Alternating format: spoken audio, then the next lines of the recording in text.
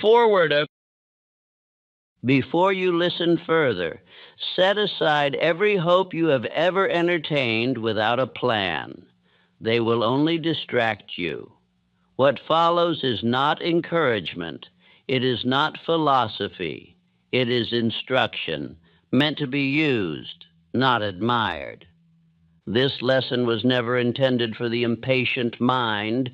It was written for the man who has already learned that desire alone produces nothing, and that wishing without structure is merely well-dressed poverty. You may believe you know what planning is. Most men do, and most men remain where they are. True planning is not busy movement. It is ordered thought, arranged effort, and deliberate alliance with others who know where they are going. Introduction. Desire is the starting point of all achievement, but desire left alone is powerless. It must be given form. It must be directed. It must be organized, or it evaporates into regret. I have watched men burn with ambition and yet die poor because their desire ran in circles. I have watched others, less talented and less gifted, rise steadily because they learned one skill: how to translate intention into coordinated action. Organized planning is the bridge between the unseen and the visible, between what you want and what you receive. Without it, the world ignores you. With it, the world begins to cooperate. This is not a lesson you hear once. It is a discipline you return to until it reshapes the way you think, choose, and act. Each word has weight. Each principle has consequence. Listen now as you would listen to a set of instructions that could decide your financial future, because that is exactly what this is. We begin not with money, but with order. Desire is the spark of all achievement, but a spark that floats in the air, produces no heat, no light, no movement. It must be caught, directed, fed, and housed. A man may feel a great longing in his heart and yet die with that longing untouched because he never learned how to give his desire a structure. A structure holds force. A structure channels energy. A structure gives direction to impulse. Without structure, desire dissolves like mist. With structure, desire becomes a beam of power capable of bending circumstances to its will. When I speak of organized planning, most imagine a list of tasks, some hurried effort, or a collection of ideas placed in a notebook. That is not planning. Planning is the process by which desire is transformed into a blueprint, a deliberate arrangement of thought, purpose, alliance, and action.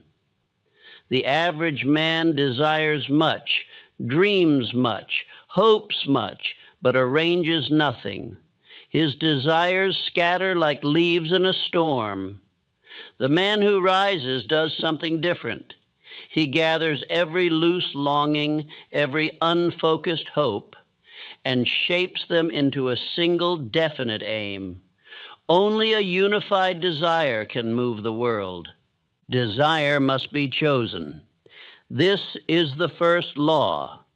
A man with many desires has none, for he has given his mind no single target upon which to focus its powers. The subconscious obeys specificity, not abundance. Carnegie understood this law. He had many interests, but he selected one ambition to which all others would bend: to master the production of steel. That single selection shaped every decision he made for decades. Desire becomes a beam of power only when narrowed. Once a definite desire is chosen, the next step is to give it outline. A desire without outline is like a shadow. It hints at form but lacks substance. The mind cannot build a shadow. It must be given lines, borders, and direction. This outline is the first sketch of your plan. It does not require detail at the start, but it does require clarity. What exactly do you intend to achieve? When shall it be achieved? What must you give to gain it? What must you abandon? What must you become? Barnes carried the outline of his desire in his mind the moment he set foot on the train that brought him to Edison. His desire was not vague. He did not wish for an opportunity. He desired partnership. That outline shaped his tone, his bearing, his courage. Because he carried a definite sketch in his mind, the subconscious began rearranging his conduct to suit it. You must give your desire lines so that your mind may begin building the beams. A desire with outline must next be given structure. Structure is the arrangement of parts, each part serving the aim. This is where planning begins in earnest. Planning requires that you examine every requirement of your desire and assign actionable steps to each requirement. Do not attempt the entire path at once. Break the path into beams, each beam a necessary undertaking that supports the whole. Edison described ideas as seeds that required cultivation. Planning is cultivation. You take your desire and expose it to the discipline of reason. You examine the soil, the climate, the roots, the tools required. You do not hope for growth, you prepare for it. The man who prepares with care invites success. The man who hopes without preparation invites disappointment.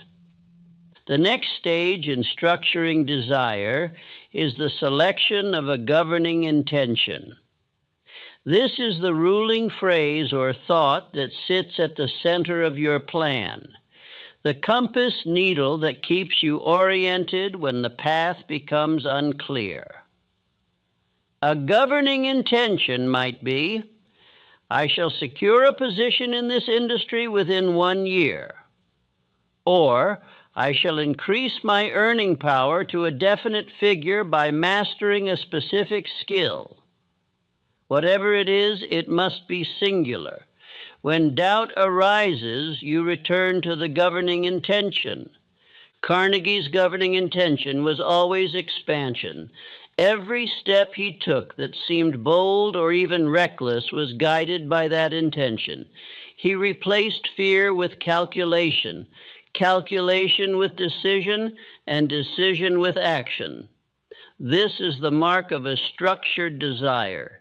It gathers all thought and action into alignment.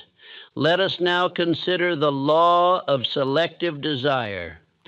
This law states that the mind will not bring forth its full strength until the man has dismissed competing desires. If you attempt to hold multiple major aims at once, the subconscious splits its efforts and weakens its power.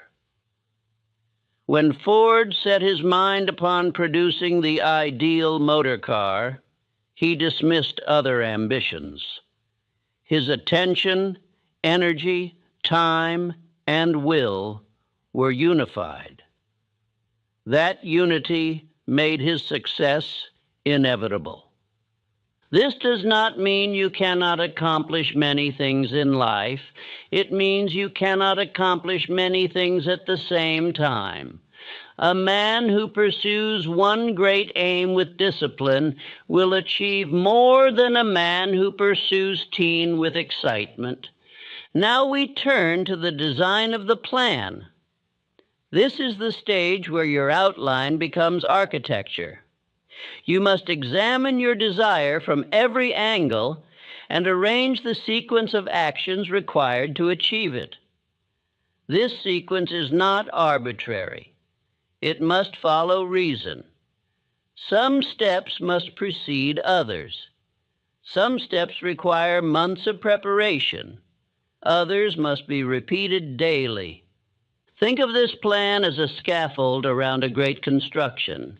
Each beam supports another. Each part holds weight. If one beam is weak, the scaffold shakes. If several are weak, the structure collapses. The plan must be strong enough to support your desire. Ford used this principle with remarkable precision. When he attempted to build the 8-cylinder motor, he created a scaffold of experiments, partnerships, revisions, and persistent attempts. Engineers told him the design was impossible. He told them to continue.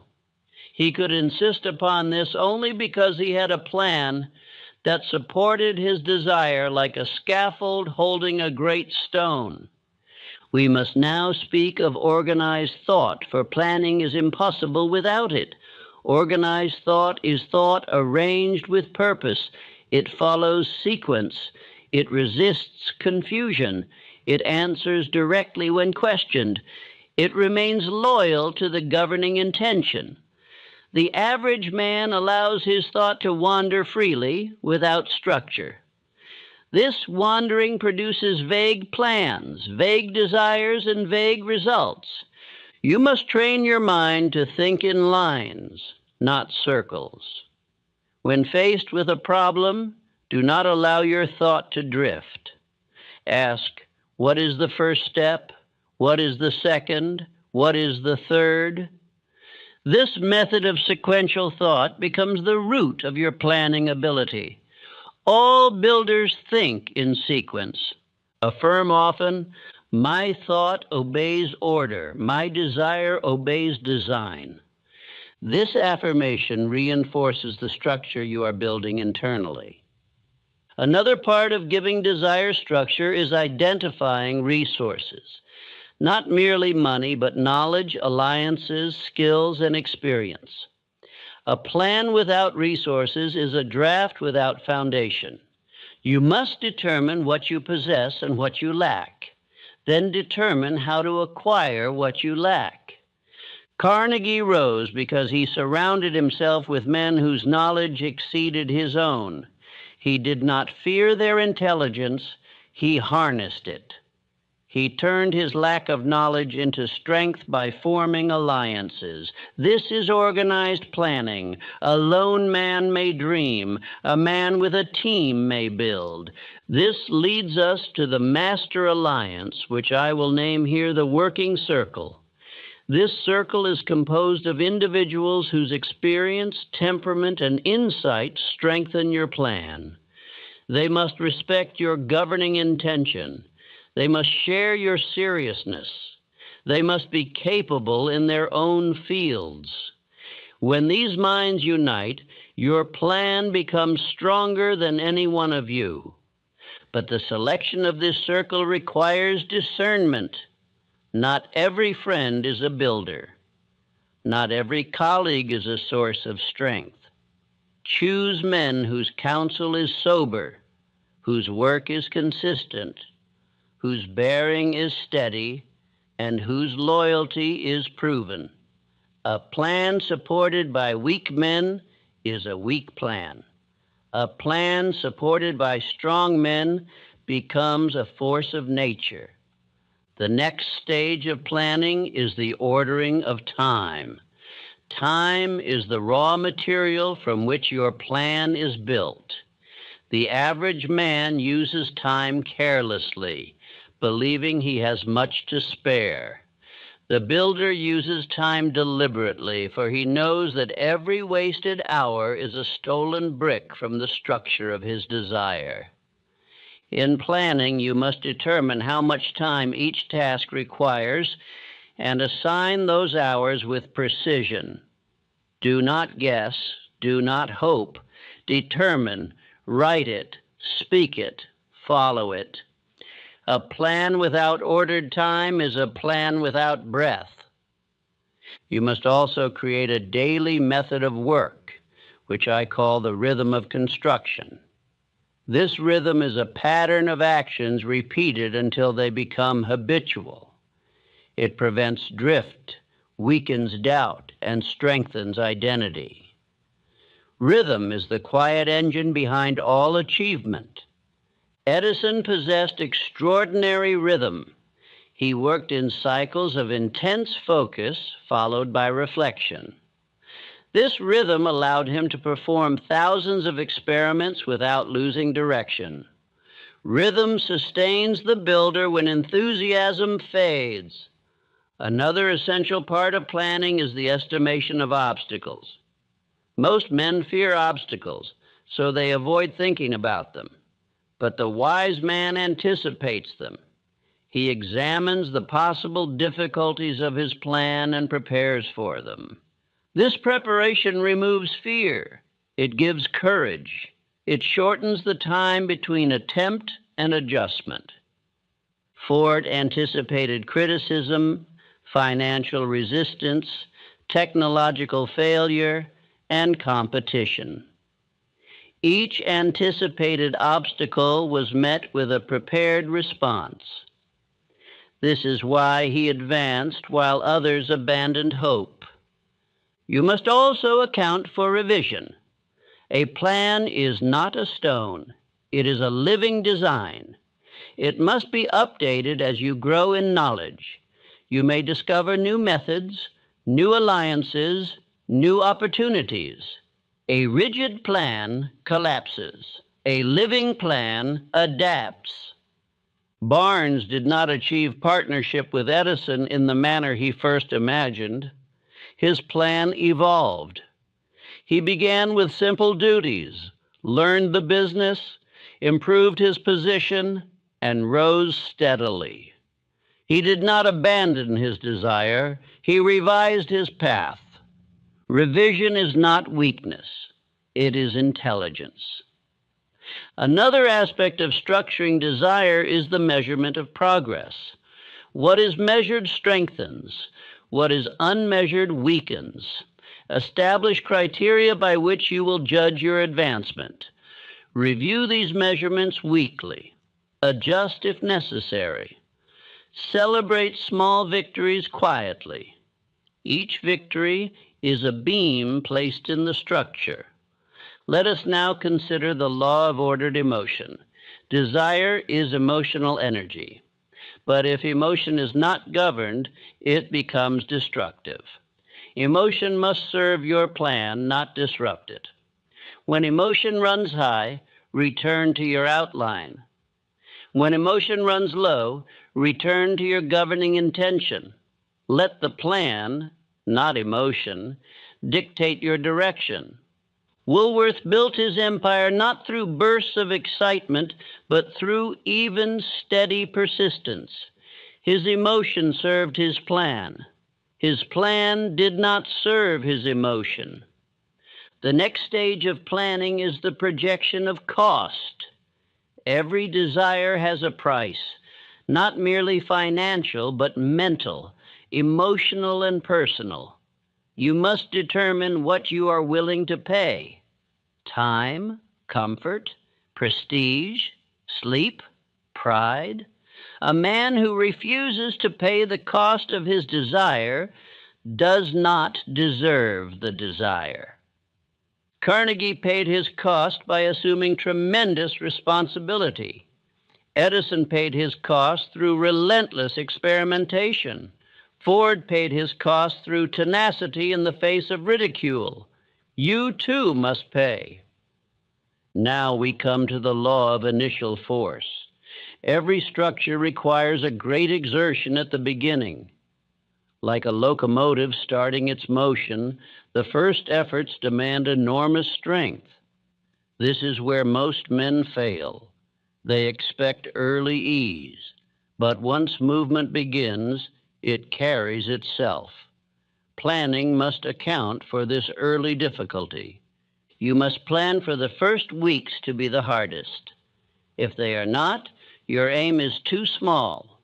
If they are, proceed. Another principle is the division of labor. You must determine which tasks you can do alone and which require assistance. Do not attempt tasks that others can perform better. Delegate where wise. Concentrate your singular abilities where they matter most. This is how Carnegie built his empire, through intelligent delegation.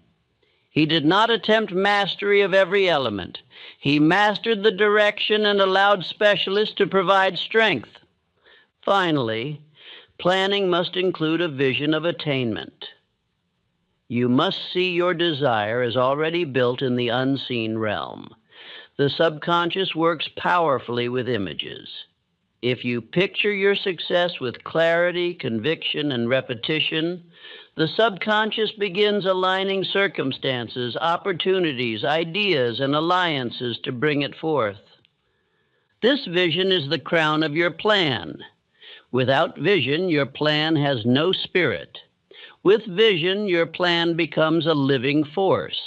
Say often, "What I design, I build. What I build, I attain." Now that your desire has been shaped into outline and architecture, you must learn the second great law of organized planning, the law of machinery. A plan is not a statement of hope, nor a page of intentions. It is a system, a living mechanism, a deliberate arrangement of forces that turns invisible desire into visible result. If desire is the blueprint, planning is the machinery that brings movement into the stillness of ideas. Most men claim to have plans, yet they possess nothing more than loose wishes written without discipline. A true plan contains parts that fit together as wheels fit within a great engine.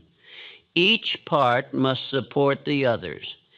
Each movement must serve the governing intention. A plan cannot stand if any single part is weak. It collapses under its own weight. A sound plan, however, moves forward with the inevitability of a river. It gains force. It gains momentum. It becomes too strong to be halted by obstacles that ruin lesser men. A plan becomes machinery when it contains sequence.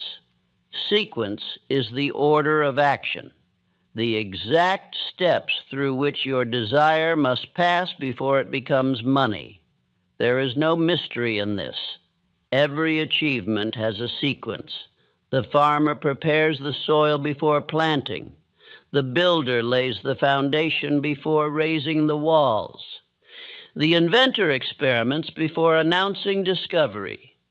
Failure occurs when men reverse the sequence or attempt to skip steps. Planning restores order.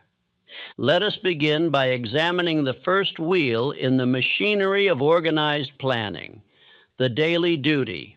Daily duties are the beams upon which the future rests. A man who does not perform his daily duties with precision destroys his plan at the foundation. Success is not achieved in sudden bursts. It is built through the faithful repetition of small tasks. The man who rises is the man who honors the work that his plan demands each day, whether he feels inclined or not. Edison built his inventions not through brilliance alone, but through a machinery of habits. He would choose a single line of experimentation and pursue it without wavering. His experiments were arranged in sequence, each step recorded, each result feeding the next. This is machinery. It is steady, tireless, and obedient. Emotion cannot disturb it. Doubt cannot interrupt it. The mind that controls the machinery must remain steady. The second wheel is the alliance of minds. No plan of great magnitude can be carried out alone. A man may conceive an idea, but he cannot bring it to full expression without the cooperation of others. This is not weakness. It is law. Nature has decreed that all great structures require many hands. Those who refuse alliance condemn themselves to smallness. But alliance must be selected. You cannot invite every voice into the machinery of your plan. Only those capable of strengthening your ambition may join you. Schwab was Carnegie's most powerful ally because he brought enthusiasm sharpened into discipline. Surround yourself with men whose minds can multiply your strength. Let ordinary companions remain outside the workshop. Your plan demands minds that understand direction. The third wheel of planning is measurement. What is measured improves. What is unmeasured deteriorates. A plan must contain a method by which progress is examined regularly. A farmer checks his soil. A builder checks his beams. A general checks his troops. Yet men attempting success often fail to check their daily results. They work without measurement and then wonder why they remain where they started. Establish definite checkpoints for your plan, weekly and monthly examinations. Review what worked. Review what failed. Revise without emotion. Revision is intelligence, not defeat. Edison revised 10,000 times. Each revision strengthened the machinery. Each adjustment brought him closer to the result. The fourth wheel is adaptation. A plan is not a stone, it is a living structure. It must breathe, grow, bend, and change as new information arrives. Weak men abandon their plans when obstacles arise. Strong men rebuild their plans. Weak men allow setbacks to destroy momentum. Strong men adjust and continue. This willingness to adapt transforms a fragile plan into an unstoppable force. Ford faced countless barriers when building his first motor car. Factories resisted him. Investors doubted him. Engineers questioned his every decision. Yet he revised his plan repeatedly without surrendering his intention. This is machinery. It bends but does not break. It advances even when unseen. The fifth wheel is specialized knowledge. A plan without knowledge lacks the strength to bear weight. You must determine what knowledge your aim requires and acquire it. Do not confuse information with mastery. Knowledge must be organized, applied, and directed toward your definite aim. The man who acquires specialized knowledge gains leverage. He becomes rare. He becomes valuable. The world rewards the rare and valuable. Carnegie did not know the technical processes of steel production when he began, but he knew enough to gather those who did. His plan incorporated the knowledge of many minds into one structure. That structure produced wealth beyond measure. The sixth wheel is the division of effort. You must assign each task to the person or method best suited to accomplish it. A man who attempts to do all things weakens his power. A man who assigns duties wisely multiplies himself. Delegation is a sign of intelligence, not arrogance. Let others perform the tasks they excel in while you govern the direction. The seventh wheel is time discipline. Time is the raw material from which all plans are built. A minute wasted is a brick removed. An hour wasted is a beam broken. A day wasted is a wall collapsed. The man who does not govern his time destroys his own machinery. The man who masters time becomes unstoppable. You must therefore schedule your work with precision. Assign hours to tasks. Protect those hours fiercely. Treat them as sacred. Time is the currency of destiny. Spend it as the wealthy spend money, deliberately. The eighth wheel is the emotional bearing of the builder. Planning is not cold calculation alone. It requires emotional steadiness. A man whose mood changes daily cannot maintain machinery. Emotion must obey command. When discouragement enters, return to your outline. When doubt arises, return to your sequence. This steadiness allows the machinery to run even when you grow weary. The ninth wheel is imagination, but not the loose imagination of dreams. This is disciplined imagination, the ability to picture your plan in motion. You must see the machinery working, each part in harmony. Picture the alliances forming. Picture the opportunities aligning. Picture the tasks being completed. The subconscious responds to images. It moves your conduct toward the pictures you repeat. Edison saw light long before the world saw it. His imagination guided his machinery. Yours must guide yours.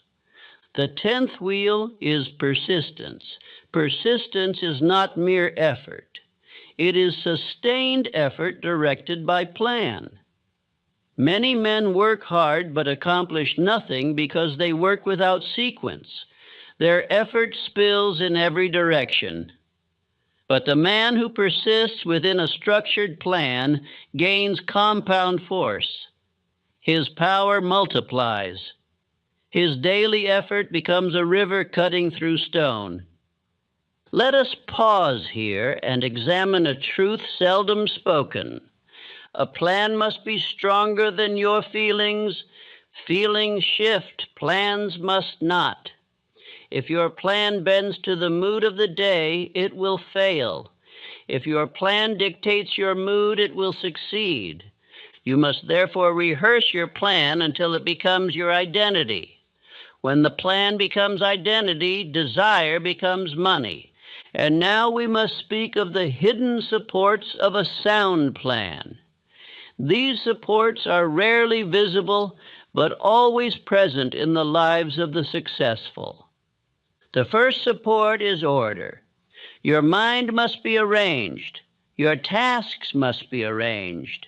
Your resources must be arranged. Disorder is the enemy of achievement. Order creates stability. The second support is silence. Speak little of your plans. The world cannot strengthen what it cannot understand. Let your results speak. Silence preserves energy. The third support is loyalty to the aim. A man who shifts aims weakens his machinery. A man who remains loyal strengthens it. Loyalty is the glue that binds the structure. The fourth support is courage at the moment of opportunity. When the machinery creates an opening, you must seize it. Opportunity favors the decisive. The fifth support is faith in the unseen progress. A plan moves beneath the surface long before results appear. You must trust this hidden movement. A man who loses faith breaks the machinery. And now we turn to the special principle of planning that few understand. Your plan must instruct your subconscious. Your subconscious is the silent worker, the night laborer, the hidden builder.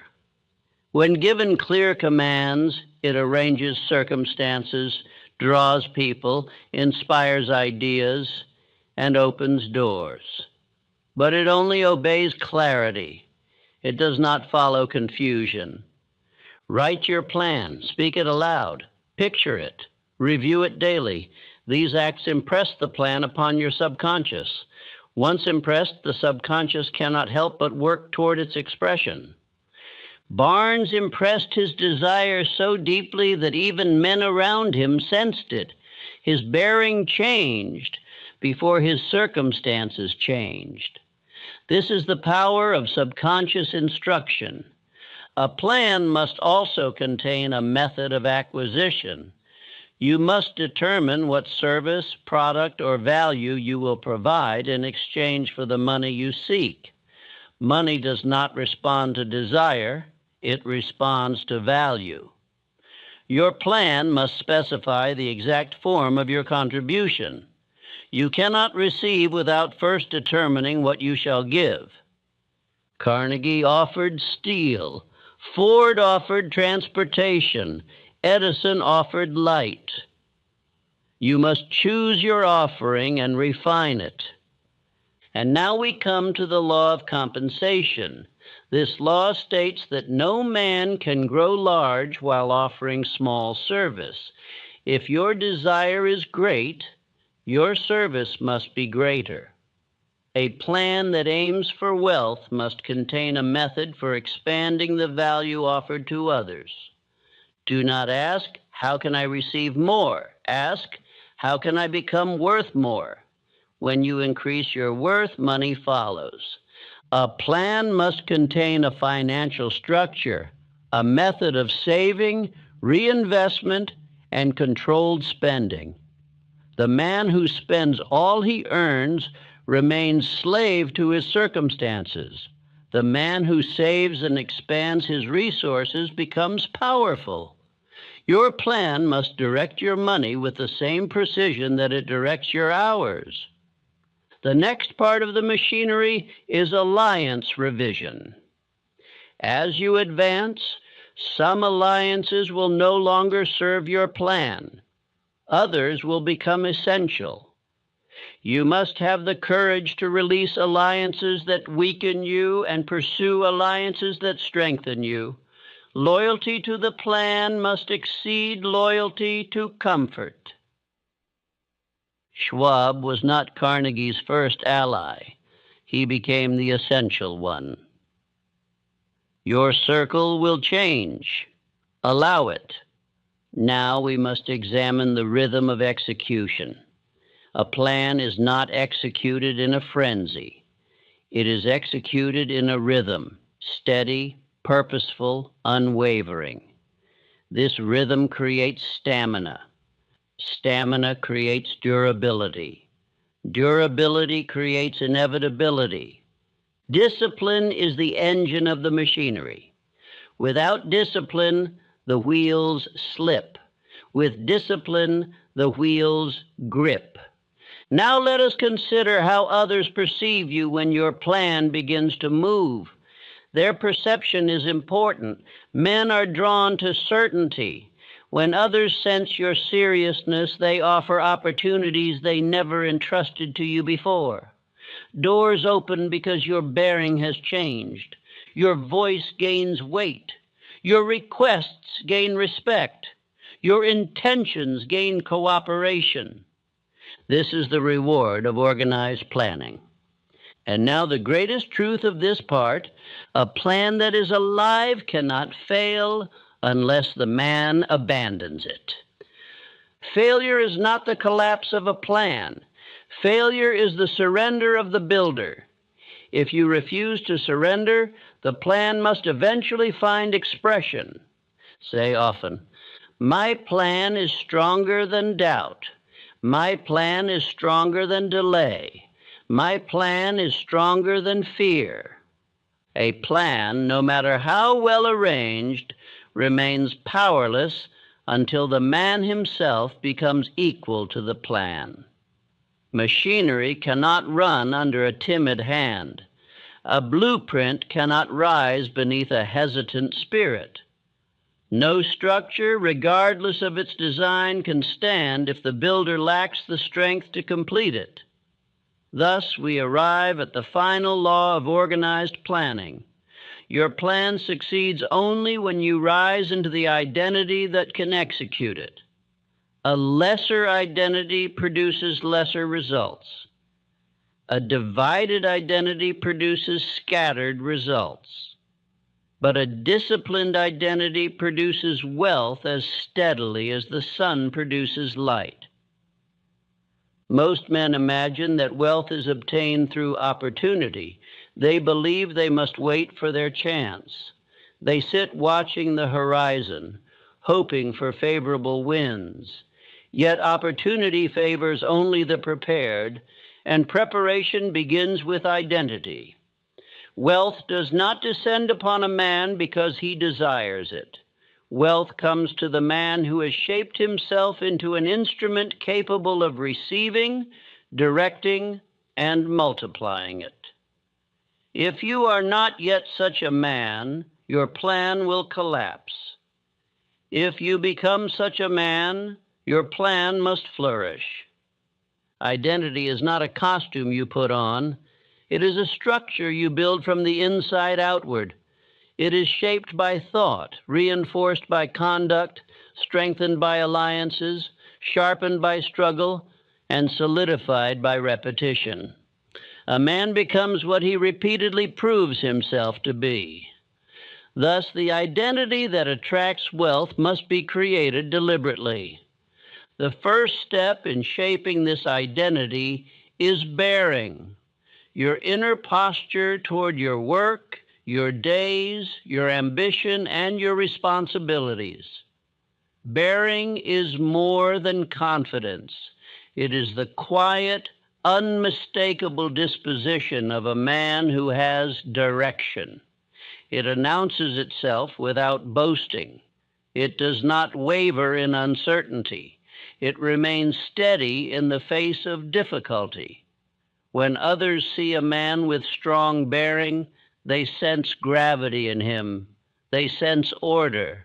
They sense a mind that governs itself. This gravity draws both opportunity and respect. Carnegie possessed bearing long before he possessed wealth. Others recognized leadership in him because he carried himself as one who would lead. His clothes were simple. His beginnings were humble. But he moved with the calm certainty of a man who expected advancement. His identity was ahead of his circumstances. That is the secret. Identity must precede achievement. The next step in becoming the man who turns desire into money is the mastery of self-command. It is not enough to command your plan. You must command yourself. A man who cannot govern himself cannot govern the machinery of his ambition. Desire asks for leadership. Planning asks for leadership. Wealth demands leadership. Leadership begins within. Self-command means rising when your plan requires it, not when comfort permits it. It means refusing the easy path when the difficult one is necessary. It means placing duty above mood. You must speak to yourself with authority. If your feelings resist, you must override them. If your doubts whisper, you must silence them. A man who obeys himself cannot be stopped. A man who negotiates with himself cannot succeed. Say often, I obey the man I am becoming, not the mood I am feeling. This affirmation shapes identity. The next force that strengthens identity is consistency. Consistency transforms habit into character and character into destiny. A man who is consistent in his plan becomes predictable to himself and to others. This predictability builds trust. Clients trust him, partners trust him, investors trust him. The subconscious trusts him. Wealth flows toward the consistent because consistency is the mark of reliability. Edison's consistency was legendary. While others sought inspiration, he sought rhythm. While others waited for ideal conditions, he worked regardless of conditions. His steady application of effort made invention inevitable. When asked why he continued after failure, he said, "Because I am not finished." That is identity. Failure cannot stop a man who refuses to stop. The next part of identity is clarity of purpose. A man with purpose cuts through distraction as a blade cuts through cord. He wastes neither time nor motion. He does not chase novelty. He does not wander. His attention obeys his aim. This clarity gives his presence force. It gives his decisions speed. It gives his conversations direction. Woolworth had clarity when he built his stores. He knew precisely what experience he wished to offer, what goods he wished to sell, and what price he wished the public to enjoy.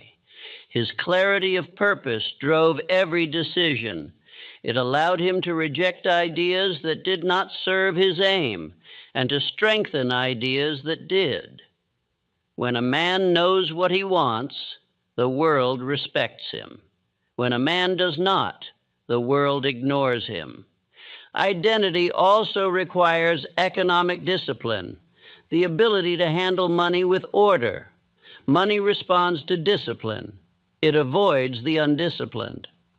Wealth cannot remain in the hands of a man who spends without thought, saves without purpose, invests without knowledge, or seeks gain without structure. Your plan must include a method for managing money once it arrives. Without such a method, money will pass through your hands as water through open fingers. Carnegie saved rigorously even when his wages were small. Ford reinvested relentlessly. Edison funded experiment after experiment with patience. These men did not gamble. They did not hope. They did not seek something for nothing. They treated money as a tool to be sharpened, directed, expanded, and respected. This discipline is essential to identity. The next component is moral strength, the force of character that allows men to trust you. Wealth does not remain with the dishonest. Alliances will not support the deceitful.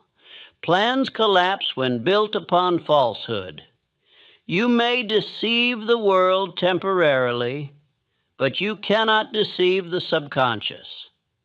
It knows your true character and will sabotage your plan if your character is weak. Lincoln's moral strength carried him through storms no ordinary man could bear.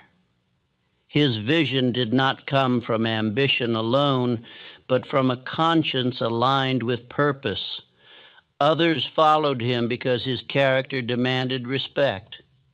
Your wealth must rest upon character, or it will fall under its own weight. Another element of identity is independence of thought. A man must be immune to unworthy opinions. Weak minds are influenced by gossip, criticism, and fear. Strong minds evaluate information critically, adopt what is useful, and discard what is harmful.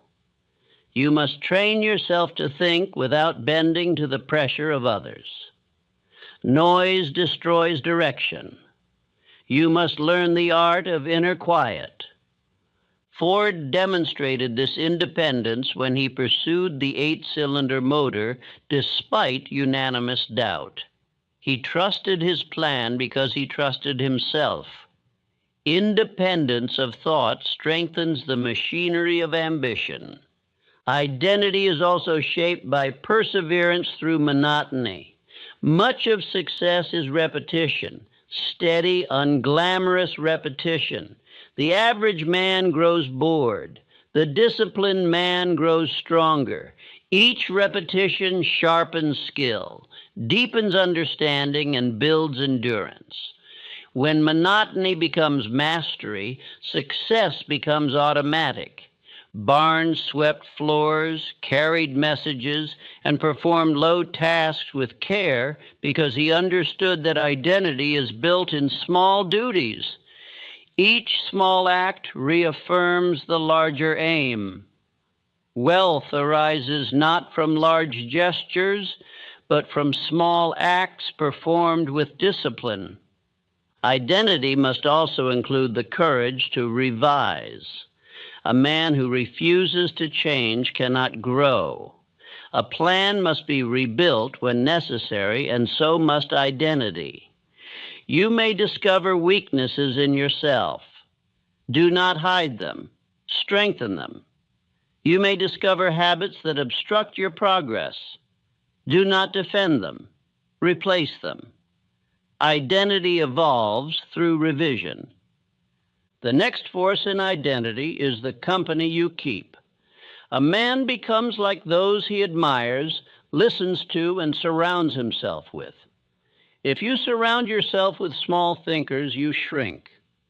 If you surround yourself with men of purpose, you expand. Your alliances must reflect the identity you are building. Curtis built his publishing empire by associating with individuals who sharpened his judgment, expanded his perspective, and reinforced his direction. Every alliance left its mark upon him. So will yours. Another essential part of identity is readiness for opportunity. Opportunity does not knock loudly. It whispers. It appears as additional work, unusual responsibility, or unexpected invitation. Only a man whose identity is prepared recognizes it. A man who hesitates misses it. Schwab recognized opportunity when he first met Carnegie.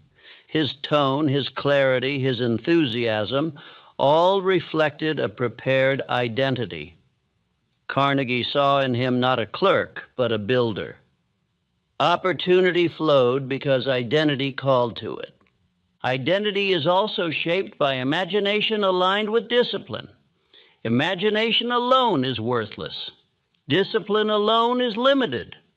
But when imagination is supported by disciplined conduct, identity becomes creative and powerful.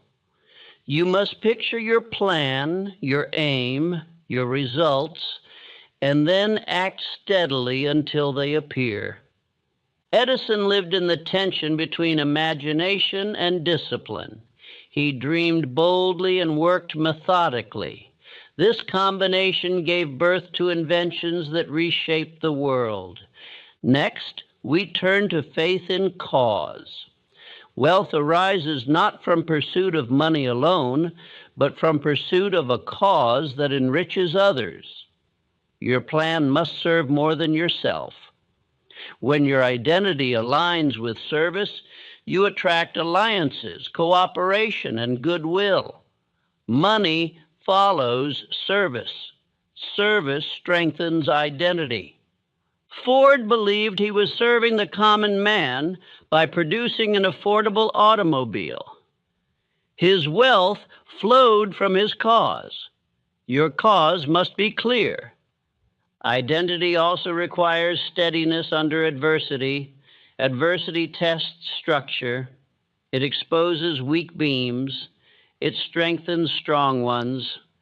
When adversity arrives, as it must, your identity must not collapse. Do not complain. Do not retreat. Examine the adversity. Learn from it. Adjust your plan. Continue. Adversity refined Carnegie. It refined Ford. It refined Edison. It will refine you. Let adversity become your instructor, not your conqueror.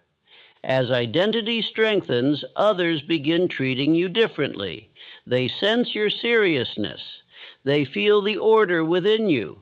They recognize that your words carry weight. They trust you with greater responsibility.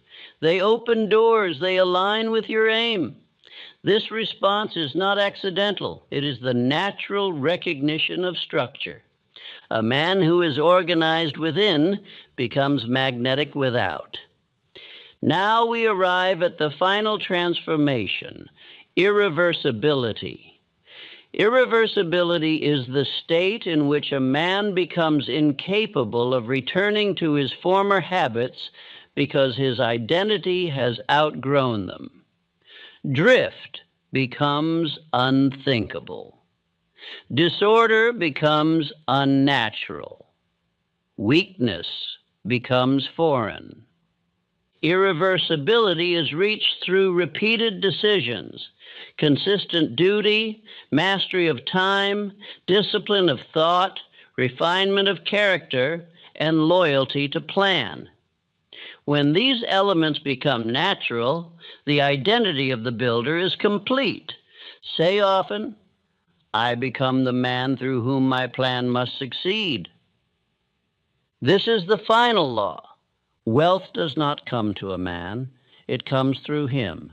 It passes through his discipline, his alliances, his character, his clarity, his persistence, his identity. Money is a tool. It flows toward order. It withdraws from disorder. It aligns with identity. There comes a moment in the building of every great structure when the architect must step back from the beams and examine the rising form before him, not to admire it, but to ask whether it can stand under the weight of its own promise. You have reached such a moment now. You have walked with me through the shaping of desire, the arrangement of thought, the construction of machinery, and the forging of identity. Yet none of this knowledge has power until the man himself becomes worthy of the structure he intends to raise. A plan, no matter how beautifully arranged, will not lift a man whose will remains untrained. Machinery cannot run under a hesitant hand. Wealth cannot gather around a nature still divided. This epilogue exists to seal you into final decision, for only final decision can turn organized planning into organized achievement.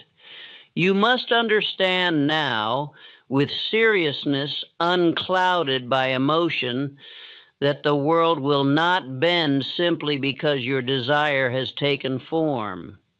The world bends to the man whose discipline bends himself. It yields to the builder who refuses to retreat. It grants harvest only to the one who tills the soil, waters the field, protects the seed, and waits with unwavering patience for the moment when growth emerges. A man must not merely follow his plan, he must become inseparable from it. His habits must express it, his speech must support it, his decisions must defend it, his time must honor it, his alliances must strengthen it. A plan lives only when the builder becomes its living instrument. When this occurs, success is no longer a matter of chance, but a matter of sequence. Most men never reach this state. They mistake excitement for transformation. They believe that because their hearts burn with desire, their circumstances will rearrange themselves to accommodate that desire. They have not yet learned the oldest truth in all achievement. Desire changes nothing until the man himself changes. A plan in the hands of the undisciplined collapses.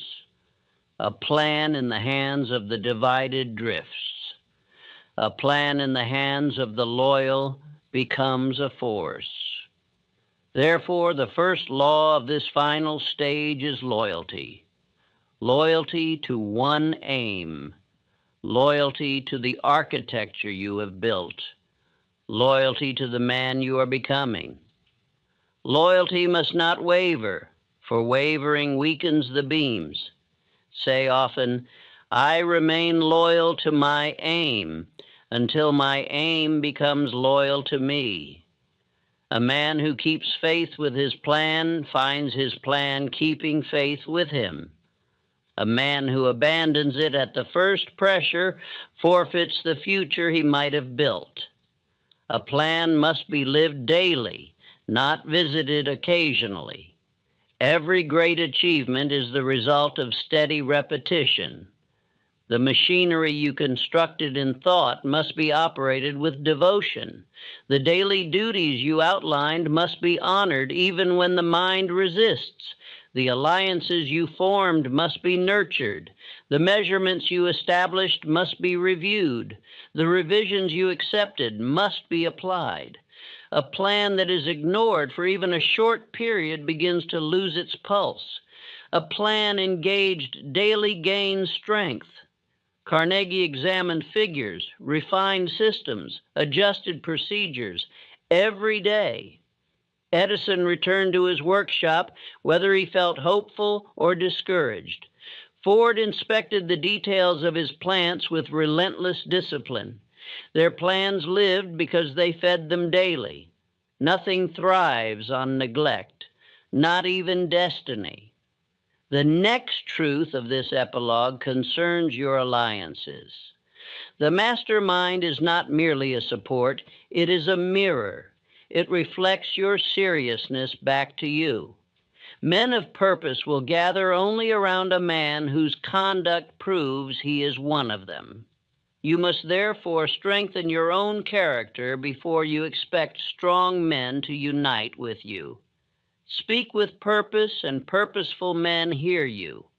Work with precision, and precise men answer you. When your identity reflects order, disciplined minds will move toward you as naturally as iron moves toward the magnet. Wealth does not gather around confusion. It gathers around purpose. The next law is the law of order preceding income. Money does not come to the man whose life is disordered. It comes only after inner order has been established.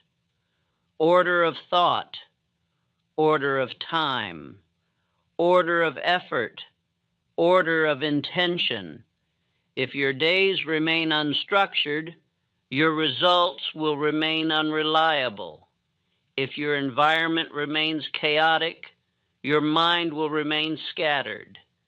If your habits remain inconsistent, your wealth will remain unstable. A man must create inner order first. Outer order follows without struggle. Say quietly, I establish order within, and order without must follow.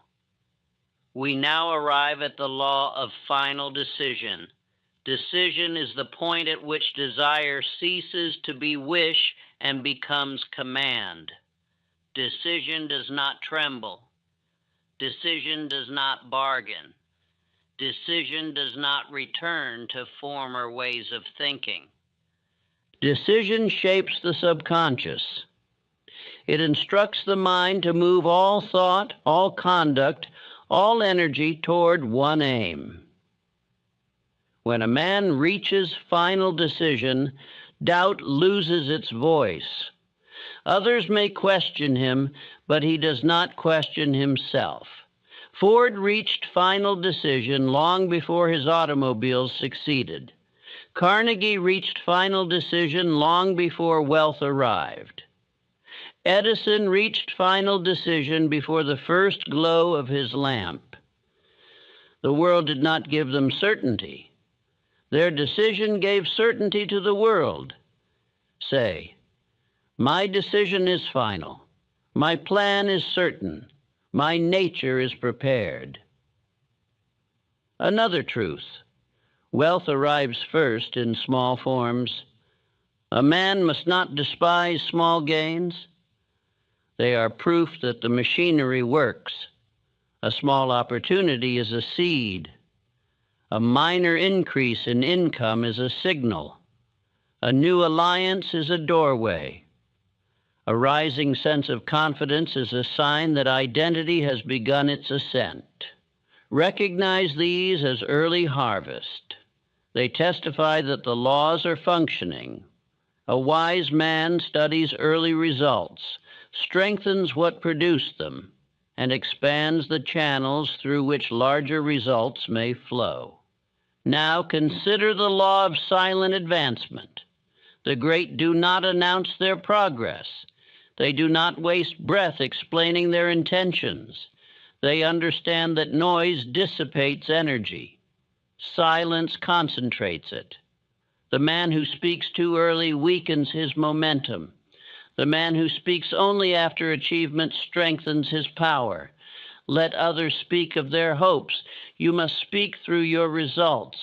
Say, my progress is my announcement. You must also master the endurance of monotony. The path to wealth is not lined with constant excitement. It is marked by long stretches of steady effort. It is shaped by repetition, unremarkable, quiet, predictable repetition. But repetition is the chisel that shapes genius. A man who cannot endure monotony cannot endure success. Edison endured years of it. So did Ford. So must you. Consider now the law of adversity. Adversity reveals the strength of your plan and the strength of your identity. Weak men interpret adversity as a signal to stop. Builders interpret adversity as instruction.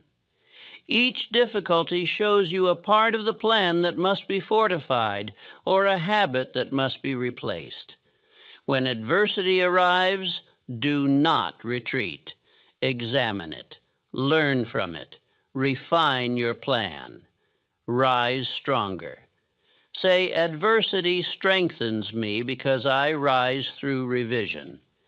You must also embrace the law of completion. A man who begins but does not finish teaches his subconscious that he is unworthy of trust. A man who completes every task he begins, no matter how small, teaches the subconscious that he is a finisher. A finisher becomes unstoppable. Completion shapes identity. Identity shapes destiny. Say, I finish what I begin, and what I finish strengthens who I am. The final transformation occurs when a man becomes unrecognizable to his former self. This does not happen in a moment. It happens through a succession of disciplined days. It happens through decisions repeated until they become character. It happens through the quiet killing of old habits and the steady birth of new ones. It happens when drift becomes impossible, when disorder becomes foreign, when weakness becomes unacceptable. When this occurs, a man enters the state of inevitability. Opportunity recognizes him. Alliances respect him. Money trusts him. Circumstances rearrange themselves around him. He becomes a builder not only in action but in nature. And nature always receives its own. Therefore, speak these final words with seriousness. I become the man through whom my plan must succeed. For wealth does not come to a man. It comes through him, through his discipline, through his clarity, through his alliances, through his identity, through his refusal to drift, through his loyalty to a single aim. Desire is the seed. Planning is the soil. Identity is the stalk. Money is the harvest. If you cultivate the soil, strengthen the stalk, water the structure daily, and protect it from the storms of doubt, the harvest must appear, not as hope, but as law. Your work now is simple. Do not think further. Begin.